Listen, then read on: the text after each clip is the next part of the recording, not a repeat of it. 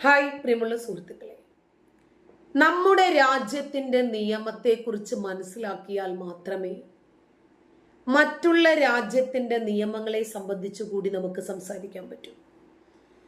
നമ്മുടെ രാജ്യത്തിൻ്റെ ജനാധിപത്യ സ്വാതന്ത്ര്യം നമുക്ക് നൽകുന്ന സൗകര്യങ്ങൾ, ആനുകൂല്യങ്ങൾ, പരിഗണനകൾ.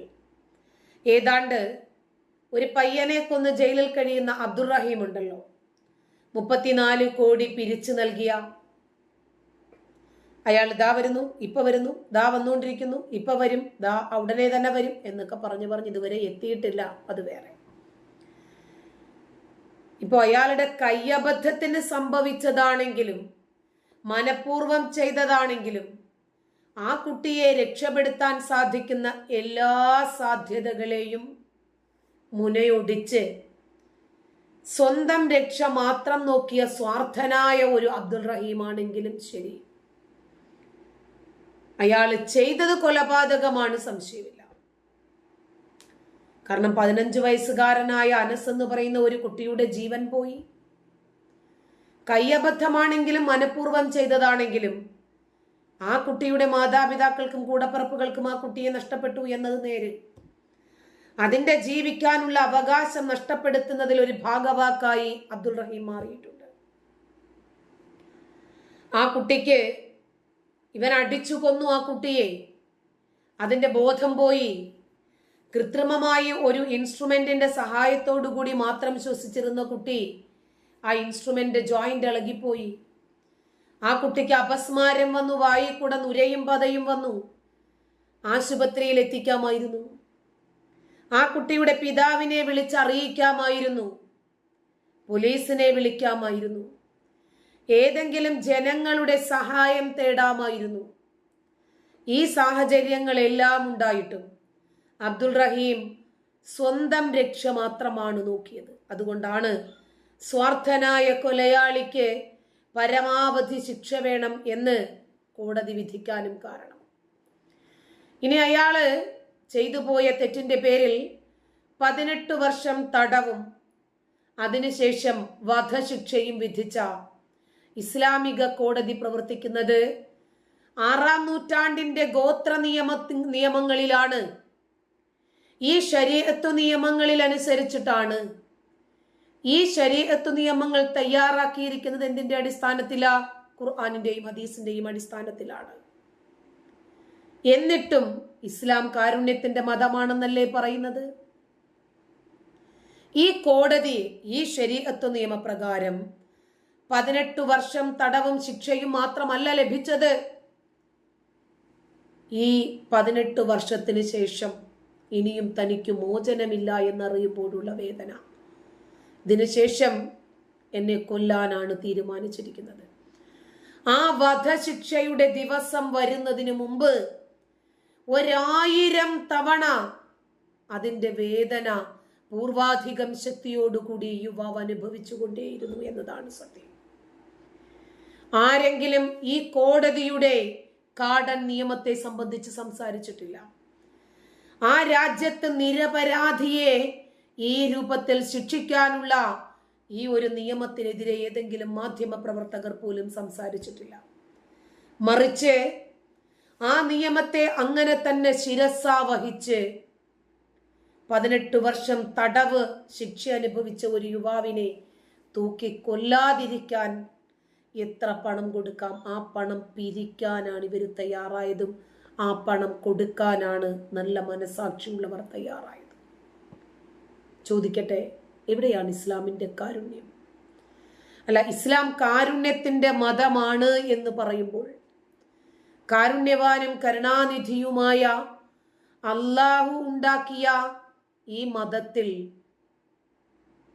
ഒരു തരിമ്പെങ്കിലും കാരുണ്യം കാണാൻ നിങ്ങൾക്ക് കഴിഞ്ഞിട്ടുണ്ടോ?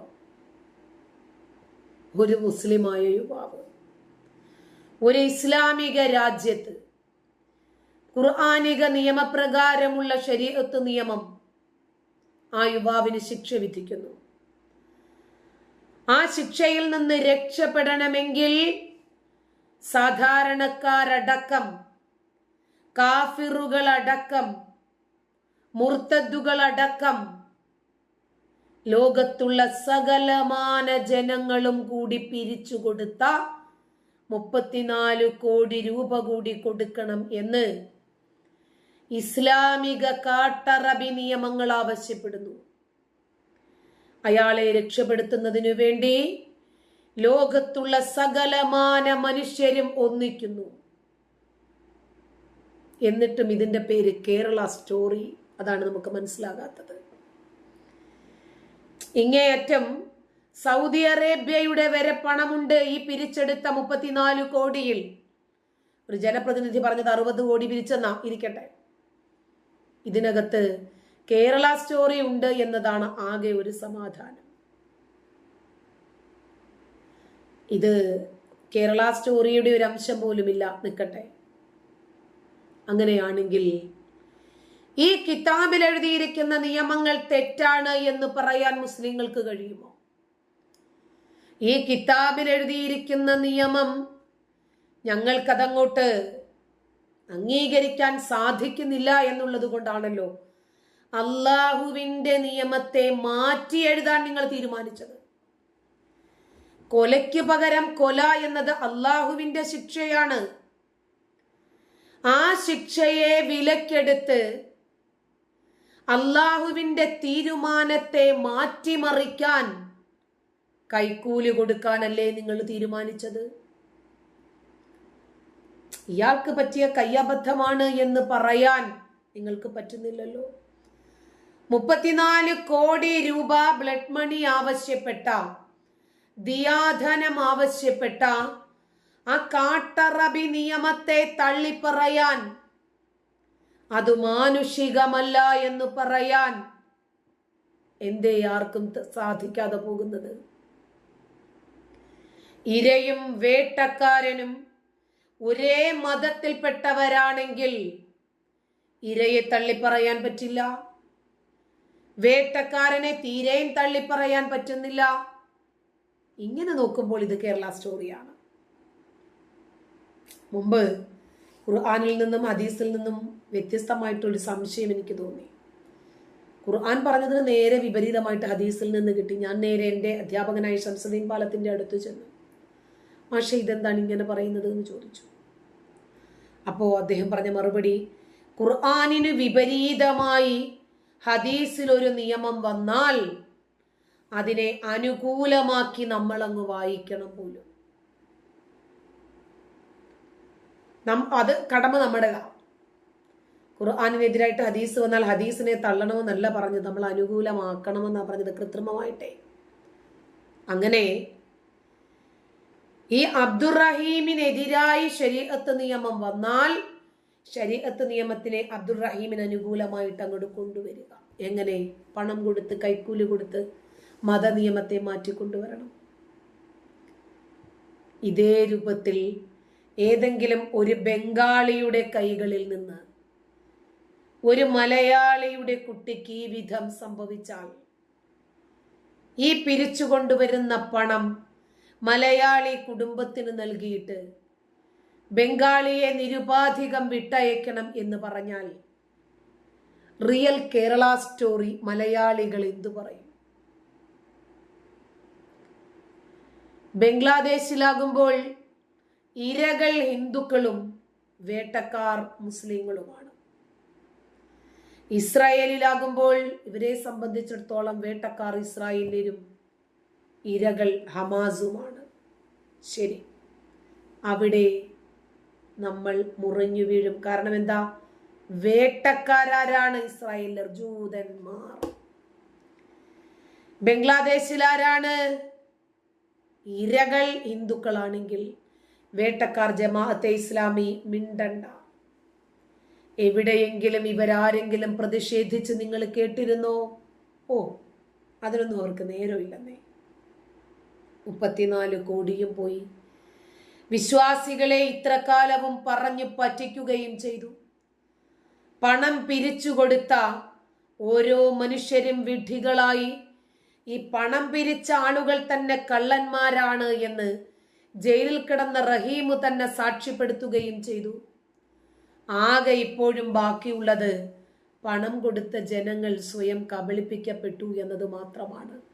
അല്ല, റഹീം വരാൻ ഇപ്പം വരും, നാളെ വരും, പിന്നെ വരുമെന്നൊക്കെ പറഞ്ഞിരുന്നല്ലോ. എന്തുപറ്റി? ഇപ്പോൾ മുസ്ലിങ്ങൾ തന്നെ അദ്ദേഹത്തിനെതിരായി മാറി,